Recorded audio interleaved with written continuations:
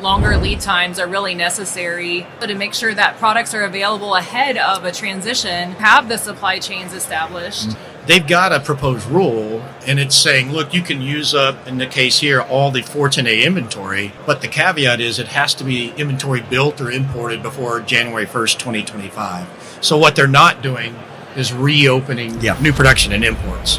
I truly wonder if people are going to continue to be able to afford systems. And that's why it's great for people to help make the right choice affordable.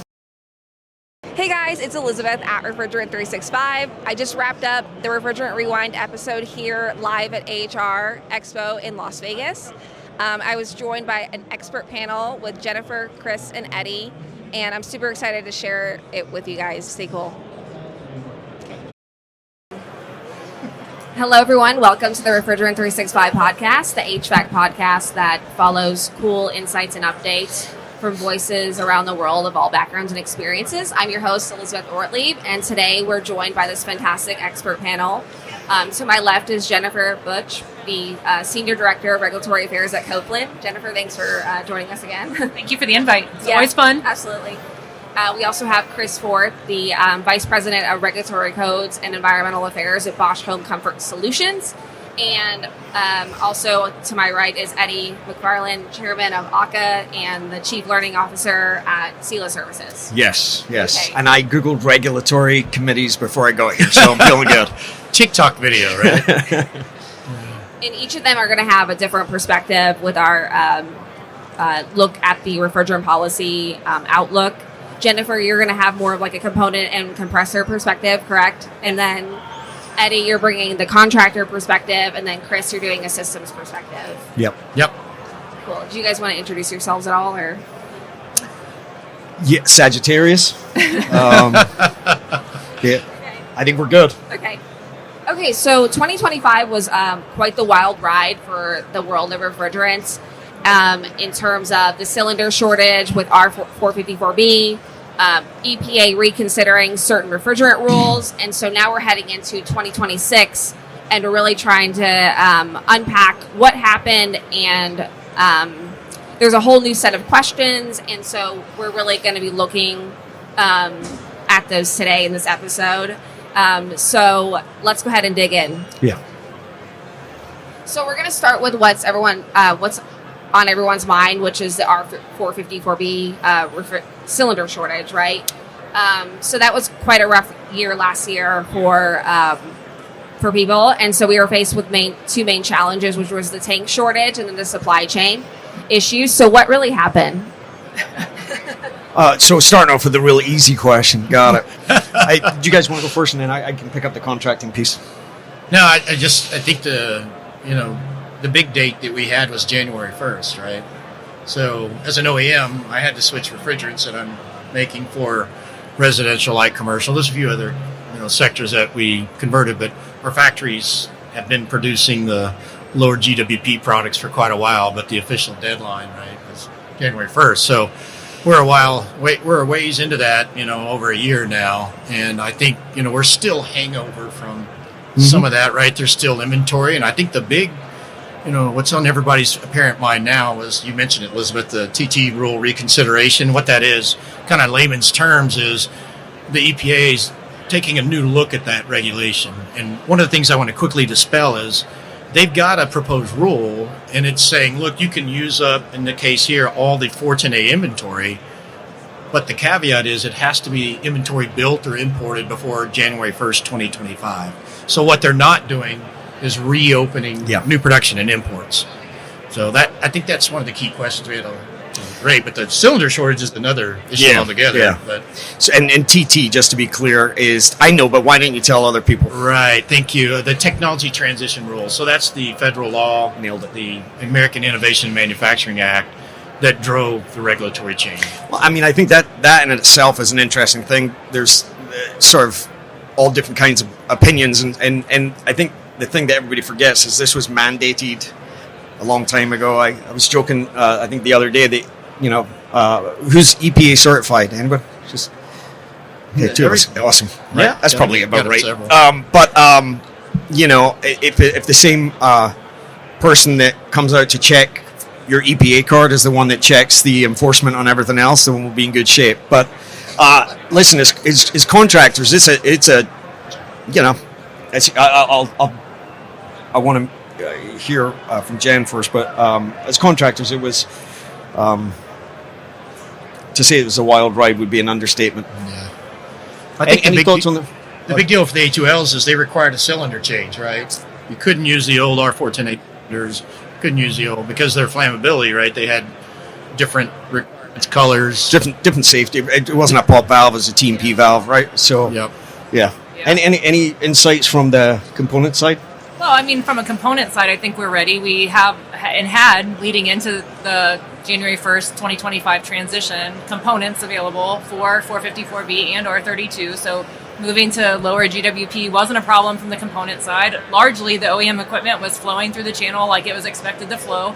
It was really a bottleneck of those cylinders with 454B in particular. And at this point, we think that has been resolved, at least to the best of our knowledge. Yeah. Yes, knock on wood.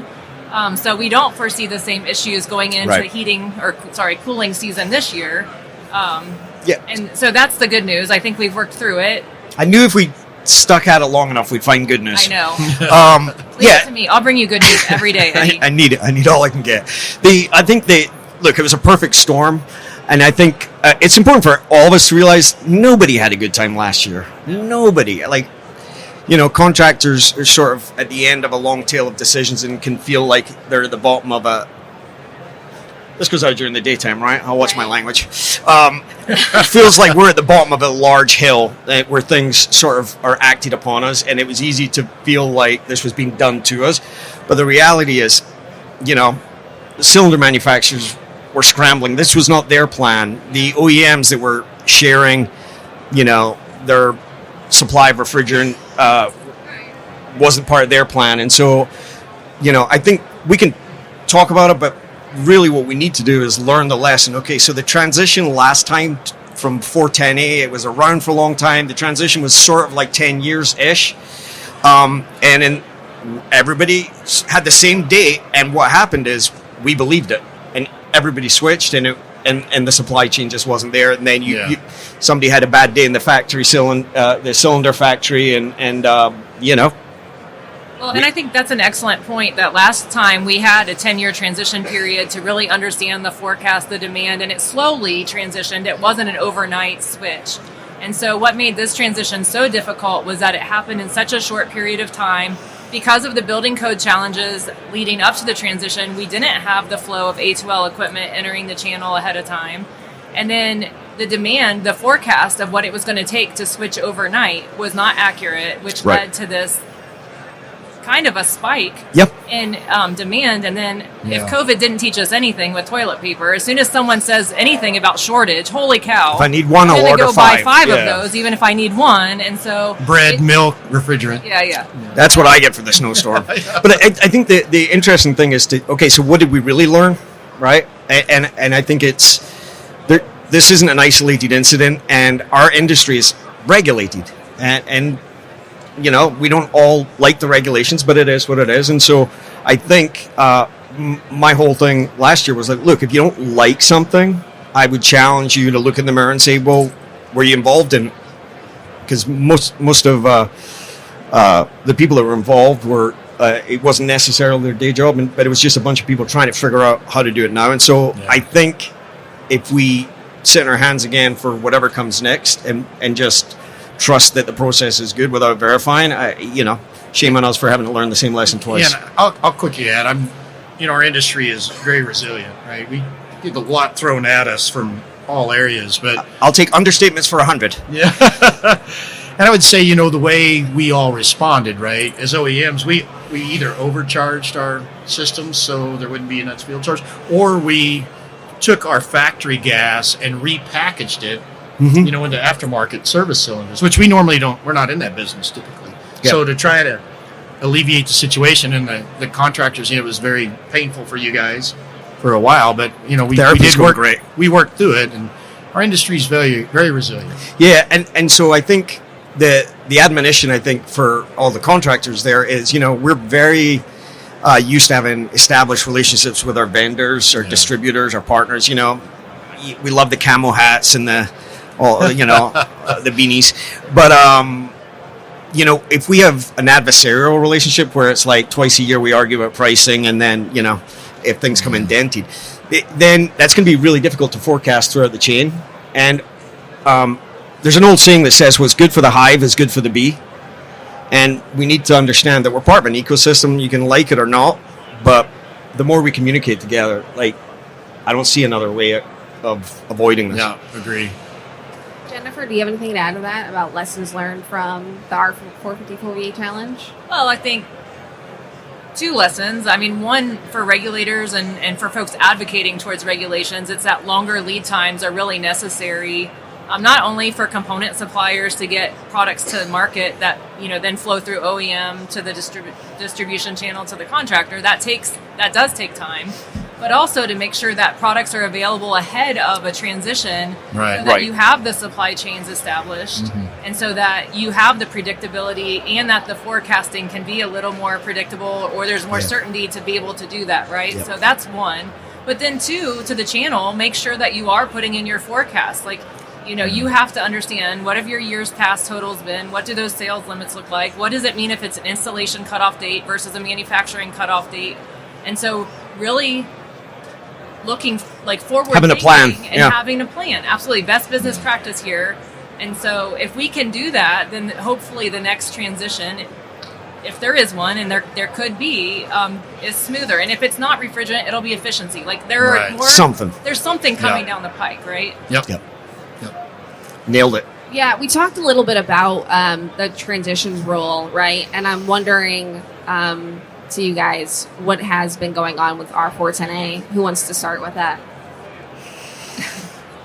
Well, I mean, I don't produce 410A now, right? So the factories are out of it. It's what's left in the channel, right? And that technology transition rule is still pending, right? EPA has told us they're going to make enforcement on that a low priority. Right, so Eddie's comment about the same guy that comes check your card is going to check that is low. But I think we need to put that in context, right? Because even though the federal risk of enforcement for new system installation 410A is low, you still could have local jurisdictions, particularly in some states, where that could still be happening. So I think we just need to take heed there. But the rule's coming.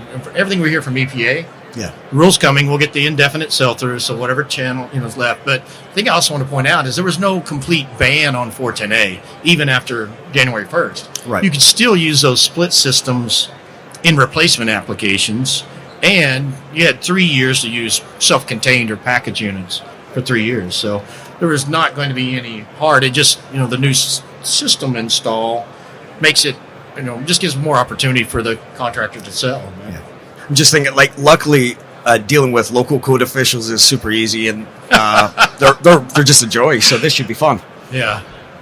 Well, from a component side, we still have 410A compressors for service, right? Our LXE models are out there.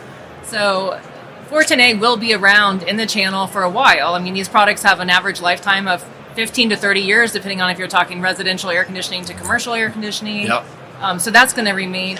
Regards to the TT rule, we're hearing, end of May, June timeframe is when we might see a final rule. Right. And so I think this time period is a little gray, meaning that Yeah. Say, enforcement is low priority, but they didn't say we're not going to enforce. And as manufacturers, this puts us in a bit of a predicament on the commercial refrigeration side. And I won't spend a ton of time here, but the only final rule we have on the book says that we needed to transition to A2L for remote condensing units in January of 26.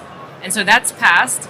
As OEMs, we're obviously going to comply with the only published rule that's on the books until we have another final rule that says something different. Right. And so it does put us in a bind. And so this is where I think having regulation come out with lead times that are sufficient, as we've repeatedly learned here, is how you end up with lowest cost product in the channel, because every time we have to adapt very quickly. I mean, if we know affordability is a challenge. Huge. And this further aggravates. It doesn't help, right? Right? And so there's like two things I think of there. We should talk about this sort of weird gray area, because I know I've flat out been asked, what should we be selling it? Is it available? And I think the answer to that is, there's an old saying that says all things are permissible, but not all things are good for you. Look, we all run our businesses based on our own risk level and comfort and brand promise. And is there an application, a shoulder season where you might make a deal on a 410 because you have it in your warehouse or your dealer makes you a screaming deal? Then fine. Would I build a business around it, or even a division, or put a lot of resources into it? I mean, again, bear in mind that you can do that, but every job we win and are successful at is actually a liability that we hold for the next 10 or 12 years. So even if we win, we're going to be holding that bag, and we're probably going to be on our own holding that. So just make decisions accordingly. And I think when you look at your bandwidth and attention, where you can really invest that in your own business, invest in something that's got some longevity, which is, going to be there and predictable and scalable. But I mean, I get it. Everybody's got to make their own decisions, but it's super great. And the second point is, I think the other compounding factor into this perfect storm is government really, and I feel like you guys can correct me if I'm wrong, but I feel like there was a predictable playbook for the government relations. There'd be visits, there'd be, polite sort of, I imagine, sort of sipping tea and having biscuits and stuff and talking about stuff. Do that on every visit. Yeah, that's how I picture it.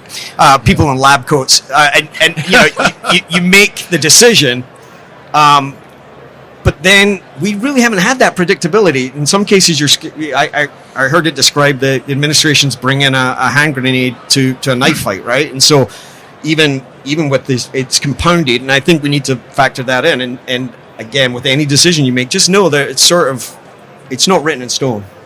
Right. And in some cases, under Technology Transition Act, we have record keeping and reporting. So we'd be telling on ourselves that we're violating the rule. I mean, just keep that in mind. I'm keeping it in mind. Yeah. So, I mean, so you guys, in your minds, I mean, there's no possibility that we could see subsection, so it's subsection I, right? I is Yeah, that's what I was going to say. So, I mean, is there any possibility that we'll see a complete rollback of that, you think, in your all's minds, or do you think that's just off the table? When you say rollback, do you mean to 410A? I guess, taking for new equipment. Yeah. So that was not in the reconsideration. So if they wanted to do something like that, it would have to go through a new notice and comment rulemaking. So it's not on the table today. Yeah, we think. Right. I would say. I think it's low because a low chance. A low chance because you have to think too that this is really an economics discussion. So we have supply and demand. The supply is still phasing down according to the AIM Act. So we'll take another 30% decrease in total GWP in 2029. And if we continue to put new 410A equipment out on the market, then it really is going to drive the price and availability of refrigerant after 2029.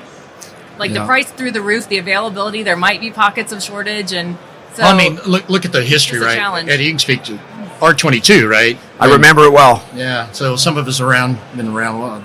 R22. You were the best. You were really the best. Yeah. Yeah, we're not going to make R22 great again, I can tell you that. But it's... Well, no, with that attitude. Yeah. But I think there's a misnomer that if we roll back to 410A, meaning allow new imports and production, that'll go back to the old pricing. And I think everyone here can probably understand the inflation aspect. There's certain components that are no longer available.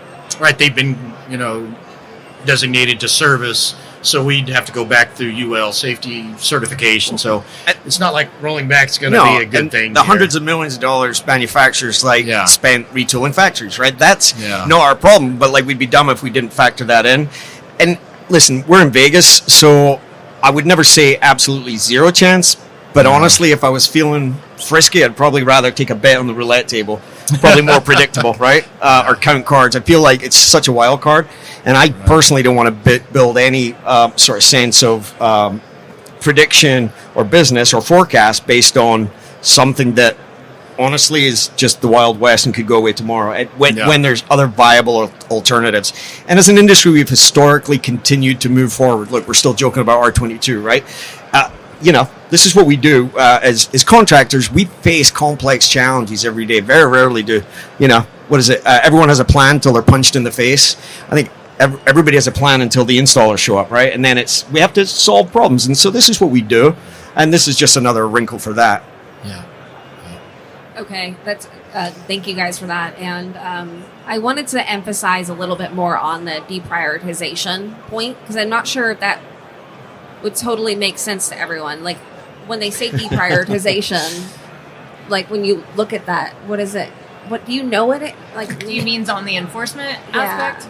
Like, what does that mean? Well, I think they're just trying to communicate that the reconsideration is not final. And so we are in this gray area. And what industry had asked for and contractors was no action assurance. Give us a grace period at least until the reconsideration rule is final and we can see what the future, like AKA tomorrow, holds. This isn't 3 months from now or 6 months from now. It's 30 days from the, Yeah. And what we got instead was that it would be a low priority. And super clear. Not clear at all. Yeah. Yeah. I mean, I think there was, because everybody transitioned so quick, candidly, I heard from our partners that there was a lot of inventory left, right? They had been ramping up for more of a long tail transition. Yep. And look, our partners and manufacturers are a big part of American industry, right? And so when, as an industry, they're all saying, hey, we have $500 million in inventory. We have, 300 million or whatever. I think that the sort of vague statement was really entitled to, like, get that off the books in a way where we're not scrapping it or whatever. Yeah. And nobody wants stranded inventory, right? Oh. So the good news about the reconsideration is that there were over 2,000 comments submitted to that docket, which is impressive that so many people were engaged in sharing insights and concerns, relative to that. So that's good. I didn't see a single comment, and I'm sure there was one because I, to be fair, did not read all 2,000 comments. But I did not see a single one that was arguing against the indefinite installation of existing equipment manufactured prior to 1/1/25. So whether you choose to pause until the reconsideration is final so that you're not violating the only published rule on the books, or you sell through now, either way, like, just know what you're getting into. The probability is that that's going to carry through, right, without a negative comment. The rest of it may be a little more uncertain, but at some point we would expect the sell-through to be allowed, and those existing assets to be able to be sold. But the good news is I Googled how to run a business, and it said, look for the most chaotic, unclear environment ever and thrive. That would be us. Yeah. I was like, it's great. Super clear. Yeah, I would just say, EPA and some of us had other discussions with EPA. It's pretty clear they have no interest in enforcement, right? But the law is still the law. It wasn't repealed. There was no action assurance. The real risk, I think, is that a certain city, certain state, they may choose to do it until that rule is final. Yeah. So we just have to be careful, right, how they do it. Because EPA, one, they don't have the resources. I'm going to tell you, they've got like one person for enforcement left. So federal is not at that level. The risk is not at the federal level, it's at state level. And I think what you said is really important, though, that if you're in a state that has an HFC rulemaking and it's more restrictive than the federal, you have to follow the more restrictive state. Right. And so their enforcement, even if EPA delays or completely backs off of enforcement relative to the reconsideration rule, the state is not. As of yet, I haven't seen any state issue any guidance on that. So follow that. Yeah, and at the end of the day, this comes down to like two installers in someone's backyard with a local code official. Right. And I don't know anyone that's ever won an argument pointing out the rules that to a code official. And so I think we have to understand the long tail impact, like the fuzziness that all of this brings, and even just the mental energy. Like, again, you could go down this road and see if it's worth it, or you could just plan on a future that's a lot more clear with the new refrigerants. So. Yeah, and I think if you do have 410A inventory, right, of the split systems or package, you can still sell that. It's not dead. No. You can put it in replacement applications, just the new install. Yeah. And I'm going to pick on the contractor, Eddie, a little bit. The liability, as you pointed out, it's with the responsible installing party. Well, I've been called a lot of things in my time, Chris. I don't know if I've ever been called responsible. Some people use, but No, and that is the very real risk. Look, we have great partners, but every one of us that, serves the industry to take care of customers, our friends, neighbors, at some point it's us they call. Yep. Right? And that's why we need to be masters of our craft. We need to train and learn and do the best job we can. But one of our leading tenets is expect to self-rescue. Like, if you do it, that's fine. Just know there's no cavalry coming. Right. Okay. We're going to transition over to talking about mixing refrigerants. There's a lot more refrigerants now on the marketplace, right, Eddie? So what's your concern with that, with technicians? Just don't, I think, would be the big, I don't know if that's the technical term. No, last year I had all kinds of people hitting me up and giving me feedback as a gift, and I got a lot. But this idea of like, well, it works, I'm going to do it, and I'm not getting any solutions, so I'm going to do it. And again, look, not arguing with you. Most people are bigger and stronger than me. So, but I will say, you got to stand behind that. This is your brand reputation, and I worry that as we get into a world where a service truck, which, let's be honest, doesn't have enough room on it to begin with, now has 4 jugs, 4 recovery because it's got to be virgin. Yeah. We've got an industry, for the most part, that's, when they actually think about how the work is done, fill their gauges on units while they're charging it, and then, we've all read the manual. Well, no, we haven't. But the manual says, purge your gauges, clean them in between every service call. But we don't do that, right? So I worry that in about 2 years, all of these Frankensteins are going to come out, and you're going to have a service tech that's chasing a ghost in the system, only to find out, we're going to see a spate of industry where, if you can't figure it out after an hour on the call, suck it all out and recharge it, right? And hope that takes it. Yeah. So, that's going to mess with our service pricing. It's going to mess with, how much refrigerant we need. And so I think it's just, we can draw our lessons from last year, but just know that, chickens come home with roost. So given the impact, I just wouldn't recommend mixing it. Jennifer, do you have anything to add to that? What should we be watching out for when it comes to mixing refrigerants? Well, I just think, Eddie said it very well. These compressors especially are optimized for the fluid, and they use different oils. They have different miscibility, and so there's very technical reasons. If we could have used one SKU for all 3 refrigerants, of course we would have done that. That would have been much easier on our side. Do I get a vote? So, but, there's efficiency consequences. There's warranty consequences potentially. Yeah, I was going to mention to me, this is the same as the argument of like, how long do you pull a vacuum? 2 cigarettes, right? Yeah. Does it run? Sure. But when you look at the difference between, being rooted in our communities and serving our friends and neighbors, we want that to last the 12, 15. You remember when things used to last that long, right? And anything, it's hard enough to get that cost of ownership spread over as many years as possible. Mm-hmm. And so anything we do that doesn't, we wouldn't have that conversation, right? About not pulling a vacuum or not.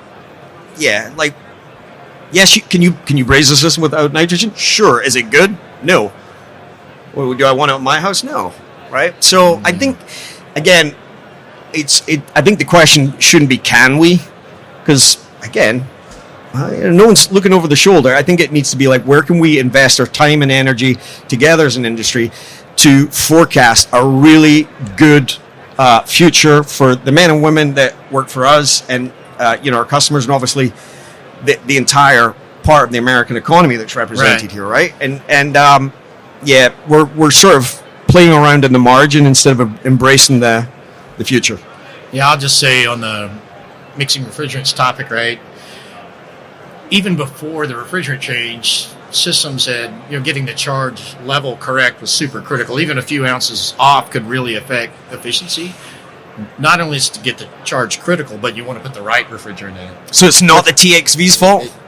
I'm just saying, if you want to get the customer the full performance of the system, use what it's designed for. And some people say, that's close enough. Well, like I said, a few ounces off can make a big difference in energy efficiency. Well, and I think you just nailed it there. There's a moral responsibility we all have when we're in making a deal with the customers. We can install it so that it works, or we can install it so that they get the full value of what they're paying for. And I think that's on all of us, and we need to take that responsibility seriously ourselves. Right, it's all of our reputations on the line. It's the contractor, it's the OEM, and it's the components. Because when it fails, they look at all 3 of us to say, I invested significantly in this new piece of equipment, and my expectations haven't been met. Well, and I think this gets to the affordability issue, because I think, when it was an inconvenience to replace one of these systems, that was one thing.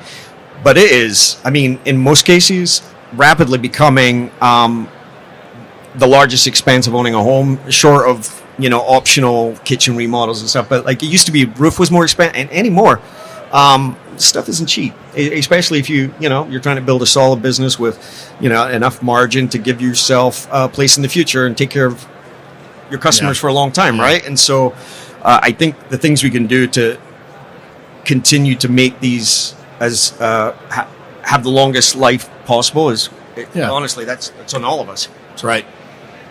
Okay, so let's talk a little bit about ultra low GWP and what's going on with at the state level. Where Finally, the sexy things talk. going? So, how many of you are in New York?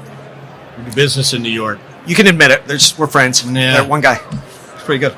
So, Jennifer mentioned the next step down for the current AIM Act is 2029. It's going to go down to pretty low, 30%, right?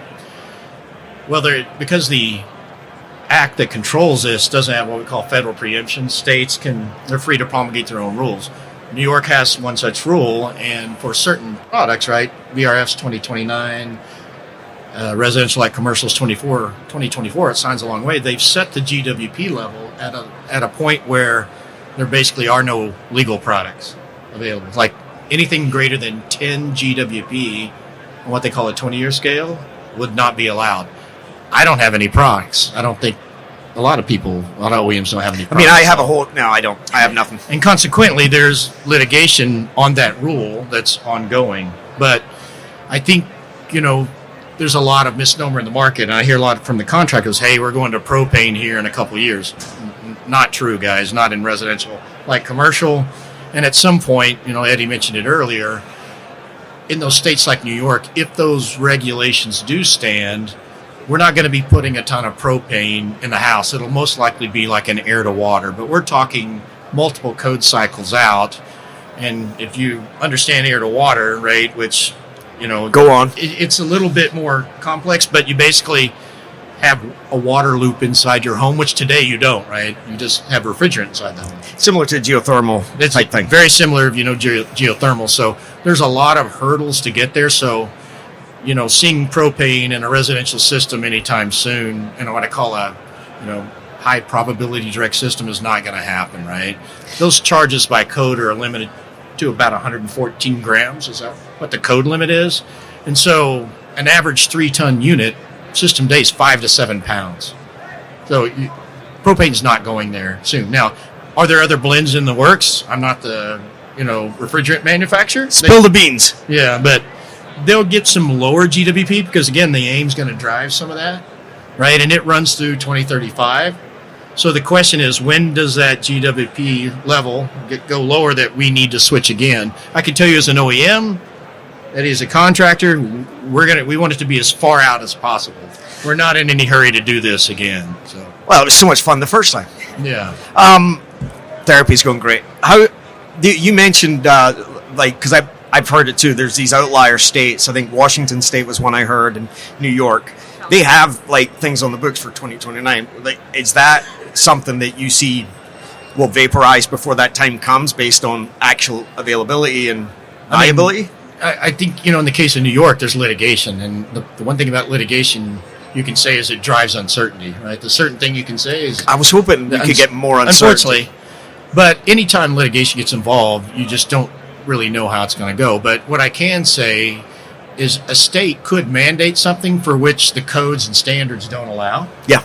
Right? And for which there are no products. So to answer your question, that state, if they promulgated something like that, would have to have some kind of a emergency stay if there were no products in the market. We call it a come to Jesus meeting. Yeah. Well, and I give you a recent example. California had a regulation for a certain product segment on furnaces, and there were no products. So guess what they did? They had an emergency meeting and said, we're going to extend the date. Right. So, but I think that the fact that that's out there is driving this uncertainty and the questions. And again, that's where I'd say, okay, well, pick the lane that's going to give you the most predictability, right? And generally, we don't support state-level regulation, and it's not because we don't support the state's rights to regulate. It's just that when things become fragmented, it becomes very difficult to implement. And when you have low volume, when you divide it up by low volume products or Scale. niches that are in one or two states only, it's very difficult for OEMs to justify making that a priority. And so it will become a struggle. You may or may not have products available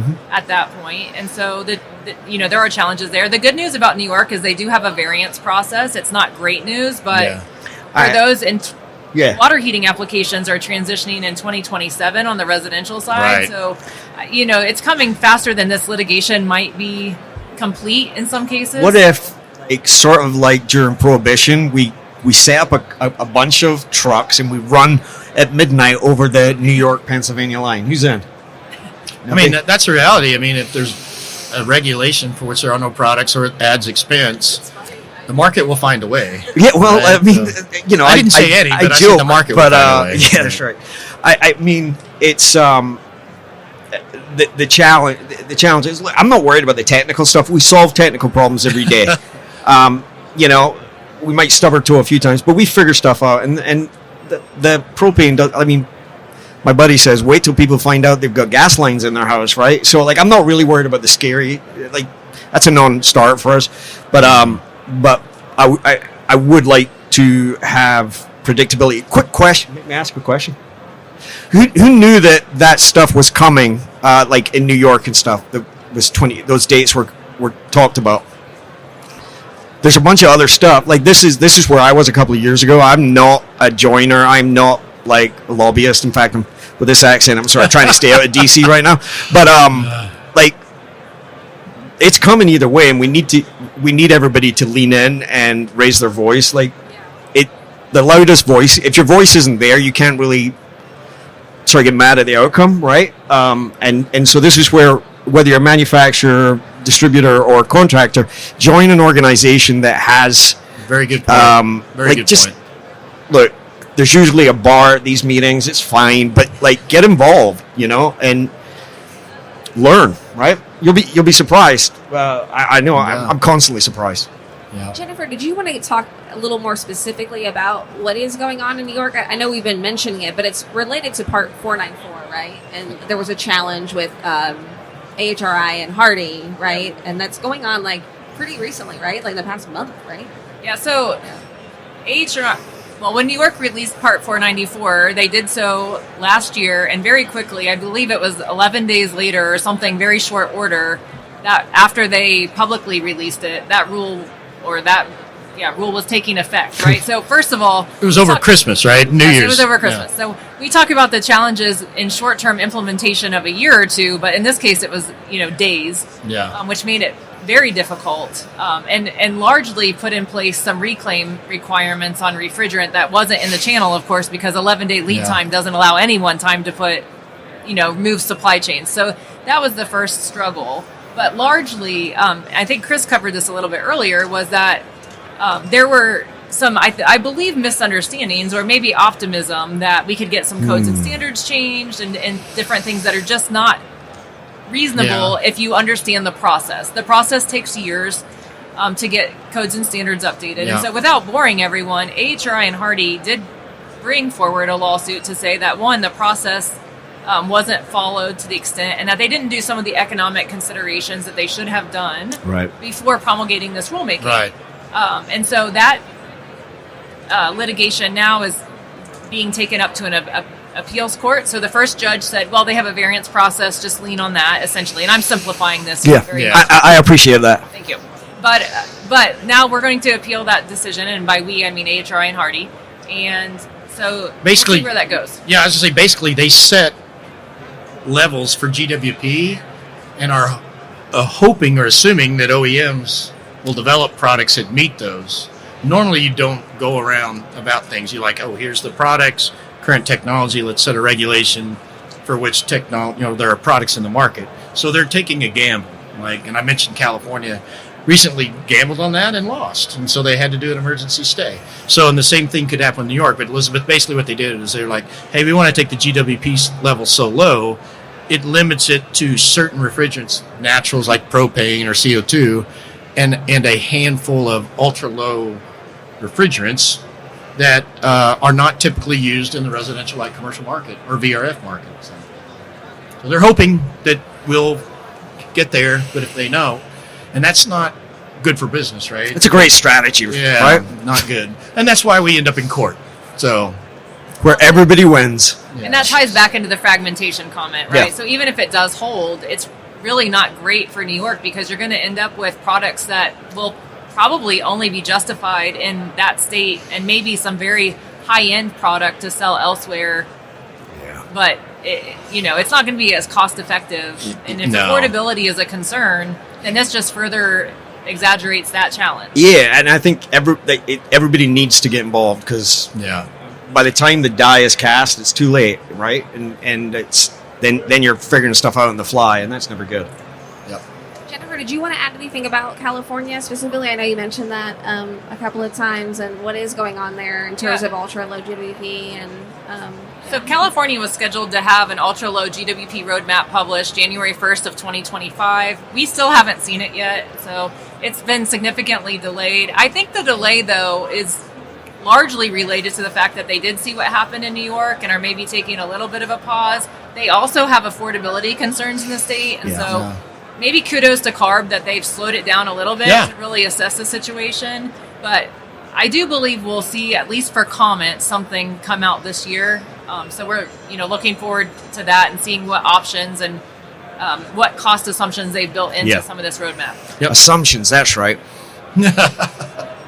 Yeah, but the point is, with all of this, is that with this patchwork ongoing, it's important for folks to get involved, right? Because otherwise, they'll just be like surprised by the next change. Or I think Chris, also you were mentioning the federal preemption, right? So Yeah, if we had that with the AIM Act, right? It would kind of change things, but that's what's making it so challenging is that there's no federal preemption, right? So there's confusion. So you get this patchwork that's not good, right? And fortunate for the January 1st date, we got the states to voluntarily line up. Now, they weren't 100% same, but the big rocks were in far as those. But going forward, right, if you have a state like New York that steps out there, right, by themselves, that's a bad plan for everything we know. But unless there's an amendment to the AIM where they add federal preemption, and by the way, California was one of the states that originally opposed preemption when we did the original AIM Act because of their automotive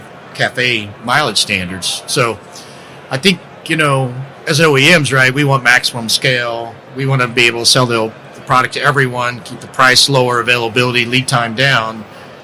And doing that at a state level with patchwork regulations will go against that, right? That's not the way we want to do it. So you got to balance environmental, I would take goals with the reality of reality. The reality of reality. That's a great point, Eddie.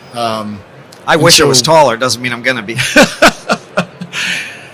But I think, we need to, this industry on the importance of that is very powerful. When we work together as OEMs, distributors, contractors, that whole ecosystem, legislatures will listen to us. We're a lot of votes, a lot of jobs. So the key is we have to weigh in, to Eddie's point, engage. Yeah, and I think contractors are very vocal about not liking things, but not quite there. Like, my sort of feedback last year was, if I'm going to speak Scottish, is that okay? All right. If I'm in a 6-foot hole shoveling shit and someone is up there giving me advice, when I turn around, they better have a shovel in their hand as well, right? Because, there's a lot, what is it? A lot of book critics, few authors, right? Absolutely. A lot of book critics last year.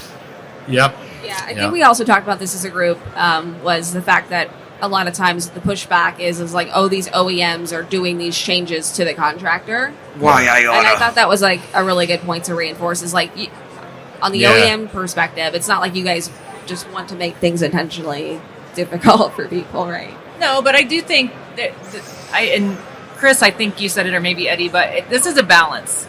So we definitely do have to balance the fact that we have a supply restriction coming, right? So we are phasing down in supply, and we have to make it as painless as possible. And so how do we do that? Well, we have good regulation, with enough carrot and stick lead time to be able to transition effectively. And we have to know what's coming and know what technologies are available to most affordably make that transition. And the phase down is a global policy. It's not something that the U.S. just Right. came up with. This is a global policy, Kigali Amendment. Like it's Yeah. it's out there. So, but if you know about things with enough lead time, typically you can work through those Yep. very effectively. And we have, as an industry, for years. We've done this very well. This is one transition that didn't have enough lead time. I mean, you look back and you're like, oh, I'm not looking back. Like it was just bad. Well, Yeah. just a little history lesson. California originally wanted to go in 2021, and so a bunch of us OEMs said that's too soon. We got together and actually pushed it out successfully.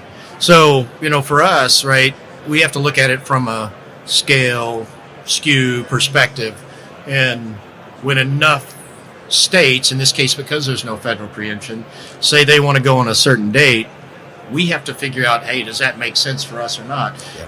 There were companies that weren't on the same page when the aim was being debated before it was finalized. And so we actually pushed it not only from 2021, it was going to be in 2023, which would have aligned with the DOE change, which would have made a little bit things more simpler. But the reality was we couldn't get the engineering done Right. for all that and the codes and standards updated. So even if we would have developed the product, it couldn't be installed in certain locations. So it ended up the big date for residential like commercial, right, ended up 1/1/2025. The long tin in the pole was codes and standards. Right? But at the end of the day, manufacturers are kind of simple creatures. We want maximum volume, right? Yes. Lower scale, and that helps the affordability issue all the way around. What we don't want is patchwork, right? And you don't want patchwork because then Eddie's got to deal with state lines and different things and different inventory and different lead times. So, And I'm not that smart, so we got to keep it simple. Absolutely. Well, that was a really good discussion in terms of looking at the refrigerant transition from last year and what we should focus on this year, moving into this year. And so we're going to kind of close out our conversation talking about more of like the affordability and Yes. repair concerns. Yeah. But before that, I do have a quick sponsorship message, which this episode is brought to you by Alpha Cantor, one of the most trusted names in refrigerant solutions, from EPA certified refrigerant recovery and reclaim to buyback programs, cylinder exchange, and logistics that actually show up when they say they will. Alpha Cantor does it all. They help contractors, OEMs, and wholesalers turn used refrigerant into compliant, valuable inventory while staying ahead of ever-changing regulations. If you care about compliance, efficiency, and maximizing the value of your refrigerant, Alpha Cantor isn't just an option, they're the standard. And if you're at the show, visit them at booth SU164 or call them at 817-851-1888. Okay, so moving into the affordability, I guess, Eddie, my question to you is, with all of these changes, what does the conversation look like with contractors and homeowners when it comes to repairing or replacing? And what would you recommend to them now? Honestly, when we go in, people are so pleased to see us, and they've generally been saving for decades. And quite often, they're like, please, can I get two? No, that's not true. It's a challenge. Again, we're talking about critical systems for homes and for people, and there's certainly the cost, which has increased over the years, both the labor cost, the skilled labor market. We're all fishing from the same pond, and that's driven prices up, which is great for technicians, long overdue, but a real challenge. And then as we are forced to become more technology dependent, both in the manufacturing process, as you guys all seek to differentiate yourself, and then the technology required to run a business, there's just increasing costs. And it seems like we're the last stop for all this legislation. And it's like, you could do that. I bet the contractors could do that. It's like, crap. I bet they could too. Right? And so everything just compounds. And so what that looks like is you've got someone who probably wasn't planning something, having to get some bad news, and we've just come out a very good cycle where financing was available and relatively forgiving, and now we're in a real position where I truly wonder if people are going to continue to be able to afford systems, and that's why I think it's great for people to partner with the right. We like to say we got to help make the right choice affordable. But I think the challenge is, it's always about price until you make about something else. I think Rodney Coop said that. But the challenge is we're very much focused on that day of install, and as we all know, most important day of life as a system, and so it's counterproductive to find the cheapest bid. I think it was the Mercury 5 astronauts. They were like, "Hey, we're on top of a ballistic missile built by the cheapest bid. Feels good." And sometimes, I think homeowners are overwhelmed, and they're looking at that, and there's somebody that's trying to communicate all of that. So it's already a challenge, and then you start adding 25% price increases, tariffs, and financing restricts up. Then it's and that's before we even have to talk about systems we can and can't install anymore. Yeah. Sorry, that was not a quick answer. Okay, I do feel much better. I guess we're kind of running out of time here, but it's been such a fantastic discussion, and I want to ask, how can people stay updated with you guys, host this episode? So Copeland hosts webinars regularly and partners with groups like AHR, ACCA, and others to help keep the channel informed and provide our perspective relative to these issues. I agree with Eddie. I think if you are not satisfied with the way things are going, the best way to change is to become involved somehow, whether it's through a trade organization or independently yourself if you have the bandwidth for that. And so I would just encourage you to get involved somehow and make your voices heard. And the other thing I love is come with the shovel, right? So if you don't like it, please try to think of alternatives that might work better and think a little bit ahead of time on what are the pros and cons to this. And so what might be the opposing positions to this and how would you navigate through those to help maybe strengthen your position. So I'll leave it there. Chris, did you want to help? Yeah, I mean, we can buy our booth if you want. C4007. Really sold that. Yeah, I did that. And then you can find me on LinkedIn. Just one Chris Forth out there, but it can't echo what Jennifer said. It's really about engaging. So there's a lot of data out there. There's a lot of support, right? Stronger together as an industry. Okay, thank you guys so much for tuning in. Until next time, stay cool. Thank you. We're shutting down now. I didn't know that. So